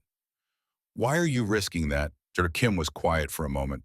When she spoke, her voice carried weight. Because I've been practicing medicine for 15 years. I've seen thousands of patients. I've delivered hundreds of diagnoses. And I've been wrong enough times to know that hubris kills. The assumption that we doctors see everything, know everything, can't possibly miss obvious solutions that kills patients. Lily Cole lived in pain for 8 years because 23 of my colleagues were too confident in our protocols to question them. You questioned them, you found the answer. That humility, that willingness to say, maybe we missed something, medicine needs more of that, not less. She stood, extended her hand. So let's try, Miss Patel. Let's build something that supplements medical expertise with observational instinct. Let's create a system where people like you can help within legal frameworks. And let's see if we can prevent another 8 years of suffering for another child. Maya shook her hand, feeling the calluses of surgical work, the strength of someone who'd operated on delicate ear structures thousands of times. Thank you for taking this seriously, for not dismissing me. Thank you for having the courage to speak up yesterday. That took guts I'm not sure I would have had. Dr. Kim walked Maya to the door. I'll call you this week, after I present to the board. Be ready, they'll want to interview you, assess your observational skills, probably put you through some kind of evaluation. It won't be easy. Nothing worthwhile ever is. Maya left Dell Children's Hospital feeling lighter than she had in 3 years. Purpose, direction. The possibility of using her skills for something beyond remembering that table 6 needed extra syrup. She pulled out her phone, texted Jackson. Meeting went well. Dr. Kim is proposing a program, more details soon. His response came within seconds. I knew she would. Meet me at Steel Brotherhood Clubhouse. 2 p.m. We need to talk funding and strategy. The clubhouse sat on a half-acre lot in East Austin, surrounded by chain-link fence and mature live oaks. The main building had started life as an auto repair shop before Steel Brotherhood bought it 15 years ago. Now it housed their legitimate business, Cole's Custom Cycles, alongside meeting space, a small kitchen, and enough parking for 60 motorcycles. Maya arrived at 1:55 p.m. punctual as always. The lot was full. She counted at least 40 bikes ranging from pristine vintage Harleys to modern sport bikes to custom choppers that looked like rolling art installations. Men and women in leather vests clustered in groups talking, laughing, the easy camaraderie of people who'd chosen their family. Jackson met her at the gate. Behind him, Lily clung to his hand, her eyes wide with wonder at every new sound. Maya, Daddy said you met with Dr. Kim. Did she say yes? Can you help other kids? Maya knelt to Lily's level. The girl's hearing was perfect, but speech was still piercing him. 8 years of silence left patterns that would take months to fully correct. Dr. Kim wants to try. We're building a program. It's going to take time, but yes, we're going to help other kids. Lily threw her arms around Maya's neck. The hug was fierce, unexpected, and absolutely overwhelming. Thank you. Thank you for making the hurting stop. Thank you for helping Daddy stop being so sad. Over Lily's shoulder, Maya saw Jackson's face crack. He turned away slightly, composing himself. When he looked back, his pale blue eyes were wet, but his voice was steady. Come on, everyone's waiting. The clubhouse interior was surprisingly civilized. Clean floors, organized tool benches, a conference table that looked borrowed from a corporate boardroom. 60 members of Steel Brotherhood filled the space, men and women ranging from their 20s to their 70s, united by leather vests displaying the club patch, a stylized skull wearing a combat helmet, American flag in the background. Hammer stood at the head of the table. All right, everyone settle. We got business. He waited for the room to quiet. Most of you heard what happened yesterday. Reaper's daughter got her hearing back.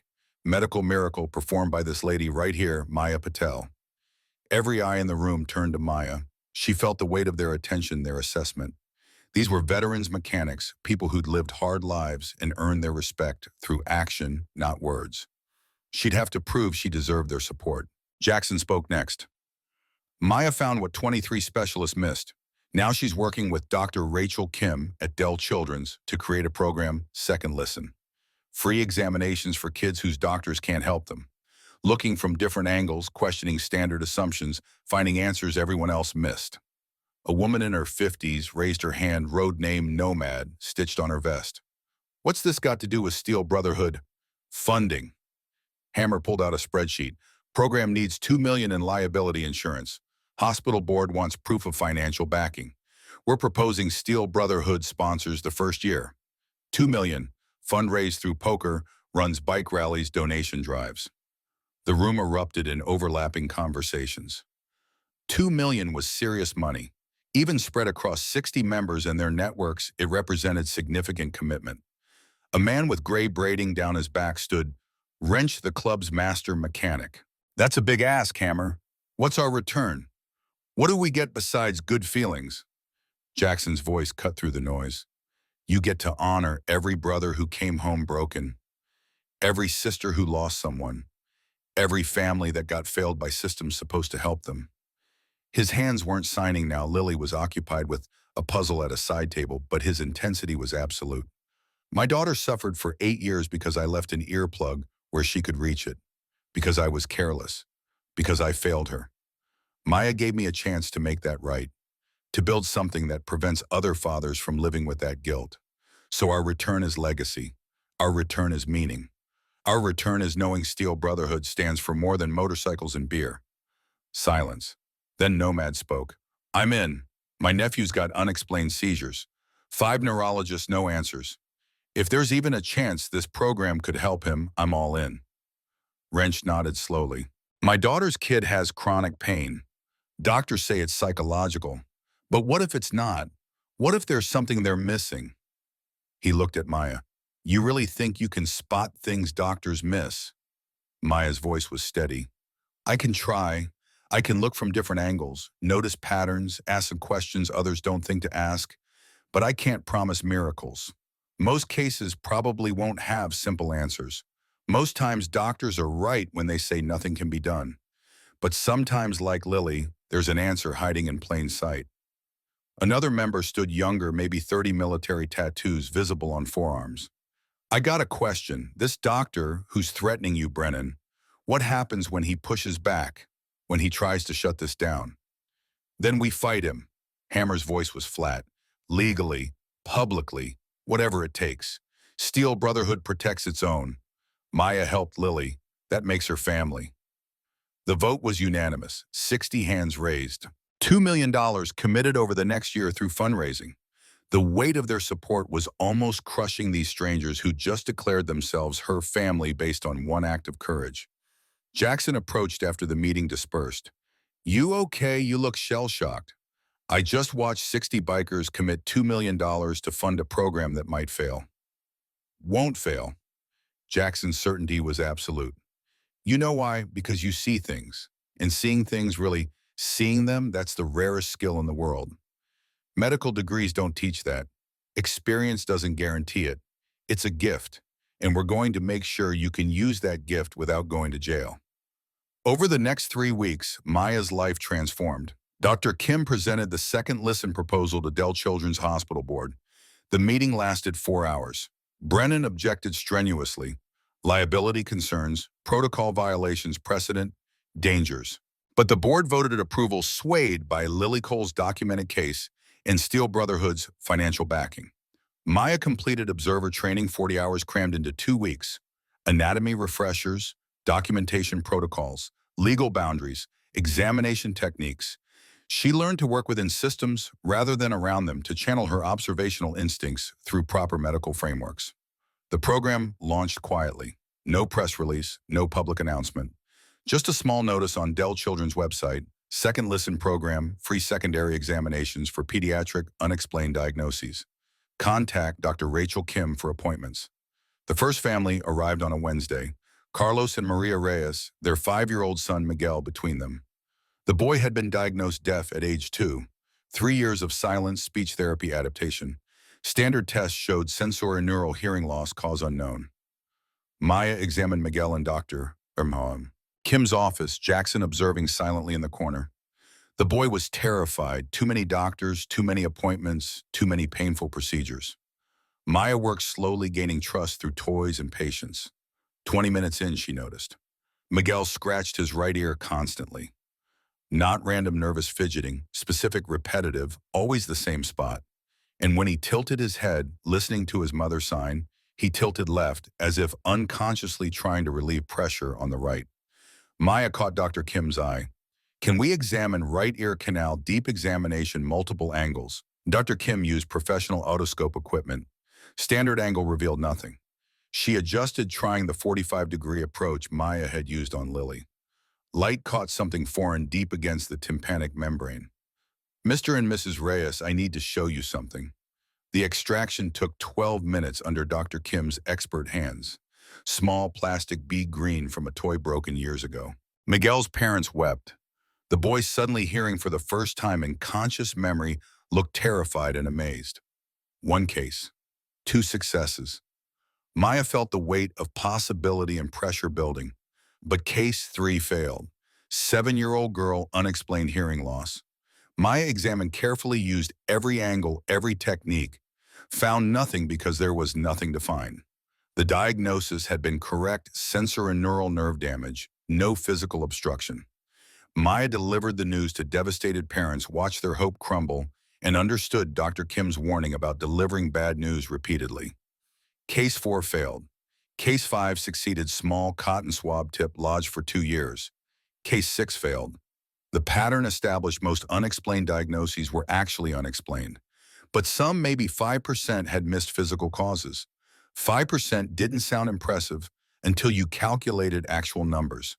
In Texas alone, hundreds of children with unexplained conditions. 5% meant dozens of cases where simple observation could change lives.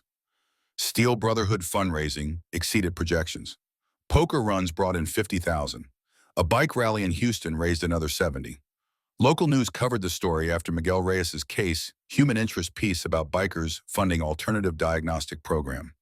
Donations flooded in from families who'd been failed by standard medicine. By month 3, Second Listen had examined 67 children, found overlooked physical causes in 7 cases. 7 families whose children could suddenly hear or breathe easier or sleep without pain. 7 miracles that were really just paying attention. And then Richard Brennan made his move. The cease and desist letter arrived on a Tuesday. Legal language, but the message was clear. Second Listen program operated on questionable legal authority. Observers without medical licenses performing diagnostic evaluations constituted practicing medicine without proper credentials. Hospital board had exceeded authority approving experimental program without full medical board review. Immediate suspension pending formal investigation. Dr. Kim called Maya into her office, her face pale. Brennan went over the board's head, filed complaint with Texas Medical Board. They're launching investigation. Until it's resolved, we have to suspend operations. Maya's stomach dropped. For how long? Months, maybe longer, maybe permanently if they decide the program violates licensing laws. Dr. Kim's voice was tight with controlled fury, and there are 14 children already examined obstructions identified waiting for treatment scheduling. If we shut down now, those families are in limbo. Can't you treat them independently without the program? Not without appearing to validate Brennan's claim that I'm delegating authority inappropriately. If I treat those 14 kids now, it proves his point that I'm letting unlicensed observers direct my medical decisions. Maya felt the walls closing in. 7 successful cases, 14 more waiting, hundreds more who'd never get the chance to be examined. All because one doctor felt threatened by alternative approaches.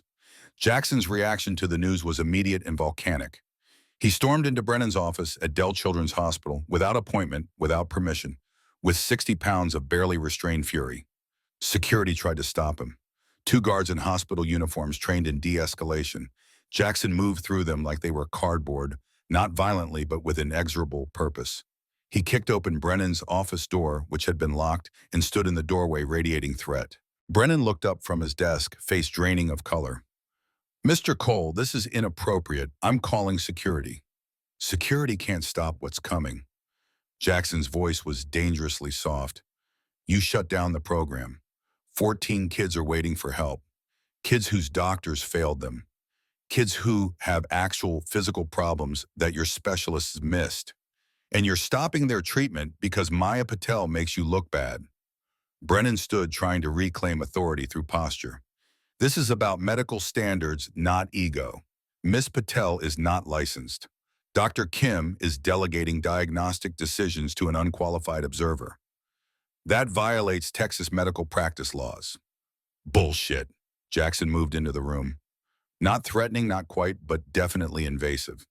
"This is about you being embarrassed, about defending a system that failed my daughter for 8 years, about protecting medical establishment reputation over helping patients. Get out of my office. Not until you drop the investigation." "I can't do that. The medical board has jurisdiction." "Then you shouldn't have filed the complaint in the first place." Jackson leaned over Brennan's at Estes. "Here's what's going to happen. I'm calling a press conference. Every family's second listen helped 7 cases so far will be there. We're going to tell Austin exactly what you're doing, shutting down a program that helps children because it threatens doctor authority. The media will love that story. Hospital chief prioritizes protocols over patients. See how that plays?" Brennan's face went rigid. "Are you threatening me again, Mr. Cole? I'm promising you, you want a war, you'll get one, but you'll lose because I've got 60 Steel Brotherhood members, 7 grateful families, and a waitress who sees things you can't. And all you've got is paperwork and fear." Jackson left before security arrived, but the message had been delivered. That night, Caroline Reed, the lawyer, called Maya. "Brennan's complaint is problematic, but not insurmountable. Medical board investigation will take months. We can fight it, but it'll be expensive in public. Steel Brotherhood is willing to fund legal defense. Question is, are you willing to fight because this gets ugly? Depositions, hearings, media scrutiny. Your entire life examined." Maya thought about the 14 children waiting, about the hundreds more who'd never get examined if Second Listen died, about her mother's voice, "Beta, you have a gift. Use it. I'll fight, whatever it takes." The press conference happened 3 days later. Jackson organized it with military precision. 7 families whose children's second listen had helped, 14 more families whose children were waiting, local news stations, newspapers, medical journals, Maggie's Diner as the location poetic justice where everything started. Maya stood beside Jackson Lily on his other side. The little girl's voice was stronger now, still carrying traces of 8 years without sound, but improving daily. She spoke into microphones without fear. Dr. Brennan wants to stop the program that helped me. That helped Miguel and Tommy and 6 other kids. He says it's about rules, but it's really about not wanting to admit doctors make mistakes. They do. I know because I suffered for 8 years while doctors missed what Maya found. Parents spoke. Maria Reyes, Miguel's mother, her English accented but clear. My son can hear because Maya looked from different angle. Not because she's smarter than doctors, because she wasn't afraid to question. We need more people like her, not fewer. The media ate it up. Sympathetic coverage, human interest stories, editorials questioning whether medical boards were too protective of doctor authority. The pressure built, but Brennan didn't fold. He appeared on local news defending his position. I understand families are grateful, but gratitude doesn't change law. Medical practice requires licenses for patient safety. We can't normalize vigilante medicine, no matter how well-intentioned. Standards exist because people get hurt when we abandon them. His argument was rational, measured, and effective at muddying the waters. Public opinion split. Some supported Second Listen's innovative approach. Others worried about unlicensed practitioners. The medical board investigation continued neutral and slow. Weeks became months. Second Listen remained suspended. The 14 waiting children got referred elsewhere, some successfully treated, some not. Maya returned to waitressing full-time, her brief purpose evaporating. Jackson organized more fundraisers, more rallies, but without program operation, momentum died. 5 months after the cease and desist letter, Maya sat in the same corner booth at Maggie's where everything had started. Same job, same debt, same sense of wasted potential. Except now she knew exactly what she was missing. Knew what helping people felt like. Knew what purpose tasted like. And it made the pancakes and coffee routine unbearable. Her phone rang. Unknown number. She answered cautiously. Hello? Miss Patel, this is Dr. Brennan. The voice was tired, lacking its usual professional polish. I need to talk to you, in person, today if possible. Maya's first instinct was to refuse, but something in his tone, defeat maybe or desperation, made her pause. Why, Bio? Because I was wrong and I need your help. They met at a coffee shop near the hospital. Neutral territory. Brennan arrived in civilian clothes, jeans, a sweater, looking a decade older than his 52 years. He ordered black coffee, sat across from Maya, and took a long breath. My granddaughter Emma is 7 years old. She has unexplained hearing loss. 4 specialists have examined her. No one can find physical cause. Standard diagnosis, sensory and neural nerve damage. Nothing to be done. His hands wrapped around the coffee cup, knuckles white. She's in pain, chronic ear pain. Tilts her head to the left when it gets bad. And I keep thinking, what if there's something they're missing? Maya's observational instincts kicked in automatically. Left head tilt during pain episodes. Consistent. Yes, every time. Left tilt, right ear pain. Have they examined from non-standard angles? Deep canal, unusual lighting? Standard otoscope examination. Multiple times. They found nothing. Brennan's voice cracked slightly. Miss Patel, I spent 5 months fighting your program. Convinced myself I was protecting medical standards. But really, he looked up, meeting her eyes. Really, I was protecting my ego, my reputation, my authority. And now my granddaughter is suffering, and I'm wondering if someone with your skills would see what 4 specialists missed. Maya felt the weight of irony crushing her chest. The program is suspended. Medical board investigation. You know this. I know. I filed the complaint. Brennan's face showed genuine anguish. I can withdraw it. Tell the board I was mistaken, that my concerns were overblown. But that takes time, months more. And Emma is in pain now, so I'm asking. His voice dropped. I'm asking if you'd examine her, privately, under my supervision as a licensed physician. Not as second listen program, just as a consultation. The request was stunning in its hypocrisy and humanity both. This man had tried to destroy her credibility, threatened her legally shut down a program that helped children. Now he was begging her to help his family. Maya should have said no, should have told him to suffer the consequences of his rigidity, should have walked away. But she thought about Emma, 7 years old in pain, failed by specialists. Another Lily, another child suffering while doctors missed obvious solutions. I'll examine her on 3 conditions. Brennan leaned forward. Name them. First, you withdraw the medical board complaint, publicly state you were wrong about Second Listen, support the program's reinstatement. Agreed, Anne. Second, you volunteer as senior medical advisor for Second Listen. Lend your expertise and authority to help us work within proper systems. Brennan hesitated, then nodded. Agreed. Third, you apologize to Dr. Kim, to Jackson, to every family your investigation delayed. I will. I'll apologize to everyone. Brennan's voice was raw. Miss Patel, I don't deserve your help. I know that, but Emma does. Please. Maya examined Emma the next day in Brennan's home office, Dr. Kim present as supervising physician, Brennan standing anxiously in the corner. The girl was shy, scared of more doctors. Maya used toys and patience, building trust slowly. 20 minutes in, she saw it. Emma scratched her right ear constantly, same spot, same repetitive motion. The left head tilt during discomfort. The pattern was identical to Lily, to Miguel, to every successful case. Dr. Kim deep, right canal examination. Multiple angles. Dr. Kim found it on the 3rd attempt, tiny eraser piece lodged against the eardrum, camouflaged perfectly under years of wax. The extraction took 8 minutes. Emma heard her mother's voice for the first time in 3 years and burst into tears. Brennan watched his granddaughter cry with joy and broke down himself. This chief of pediatrics, this defender of medical authority, this man who'd tried to destroy Second Listen, he wept openly while his granddaughter discovered sound. Afterward, he kept his promises. Withdrew the medical board complaint with formal letter admitting error. Appeared on local news supporting Second Listen's reinstatement. Apologized personally to Dr. Kim Jackson and the 14 families his investigation had delayed. The medical board cleared Second Listen within 2 weeks. Program operations resumed. Brennan joined as senior medical advisor, lending credibility and expertise. His presence convinced skeptical doctors to support rather than oppose alternative observation methods.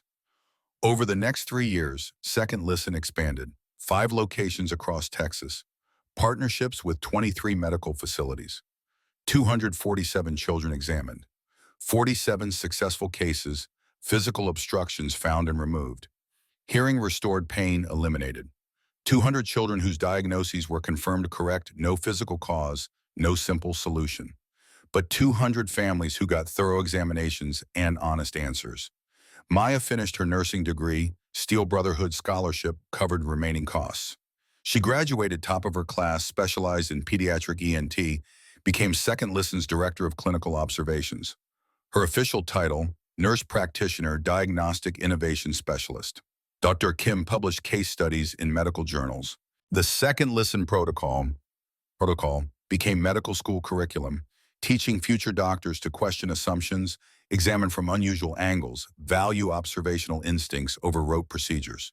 Jackson built the program into his legacy.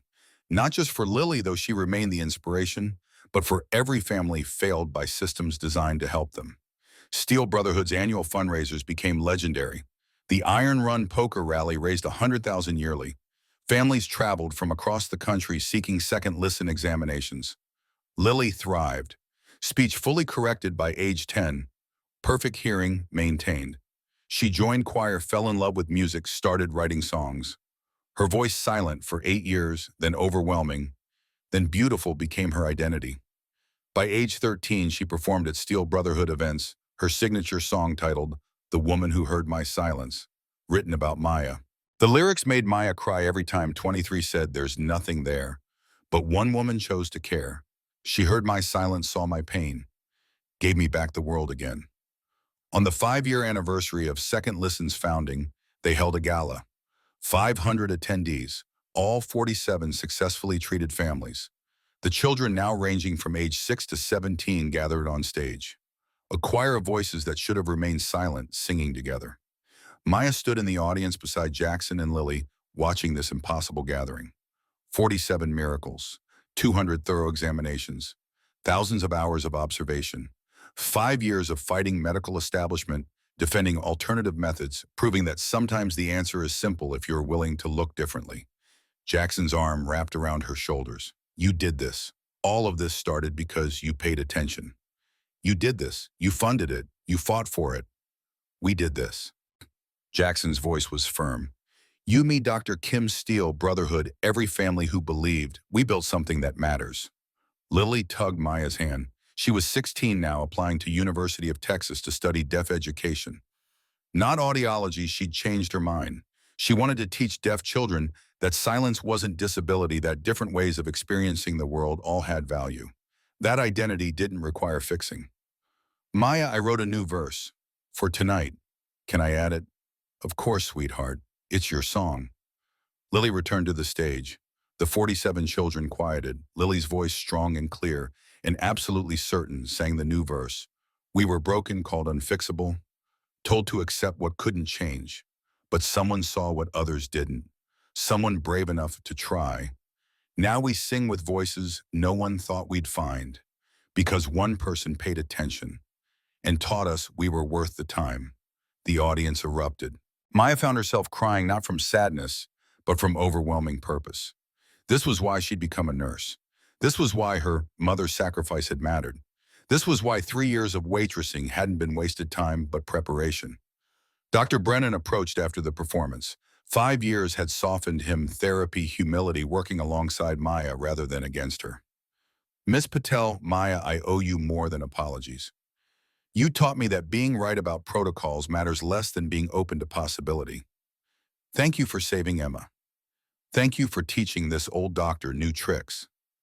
Thank you for being willing to learn, for admitting you were wrong. That took courage I'm not sure I would have had. After the gala, Maya returned to Maggie's diner. 1 week later, a young mother entered with a 5-year-old daughter. The woman was nervous, hesitant. The girl was deaf, suffering from chronic pain. 3 doctors had found nothing. Maya recognized the pattern, immediately left, head tilt right, ear scratching. She knelt to the girl's level, signed in ASL. Hi, I'm Maya. I think I can help you. Would you like to come with me to my office? The mother's eyes filled with desperate hope. The other doctors said nothing could be done. Maybe they're right. Maybe there really is nothing to do. Maya's voice was gentle but honest. But we'll look from different angles. We'll pay attention. And we'll tell you the truth whatever we find. She drove them to Second Listen's main office, the facility Steele Brotherhood had funded, where Dr. Kim supervised, where Brennan now volunteered. She examined the girl carefully, methodically, using every technique refined over 5 years. 20 minutes in, she found it. Small plastic bead deep in the right ear canal, positioned at an angle that made it invisible under standard examination. Dr. Kim extracted it with practiced precision. The girl heard for the first time in conscious memory, Case 48. One more family changed. One more child given back the world of sound. One more proof that paying attention, really, seeing people, mattered more than protocols or credentials or assumptions. Maya walked out of the examination room to find Jackson and Lily waiting in the lobby. They'd come to watch the examination, though they'd stayed out of the room. Lily's eyes were wet. You did it again. You saw what no one else did. We did it. Maya gestured to the office, the equipment, the staff. All of us, together. Jackson pulled both Maya and Lily into a hug. This unlikely family, biker president, former waitress girl, who'd learned to hear twice, bound together by one morning in a diner when courage had mattered more than credentials. Outside, Austin's evening sounds continued. Traffic voices, music from bars on 6th Street. The constant symphony that deaf children across Texas were learning to hear, because someone had been willing to question whether doctors knew everything. Because sometimes miracles don't need medical degrees. Sometimes they just need someone brave enough to look from a different angle, trust their instincts, and speak up when everyone else stays silent.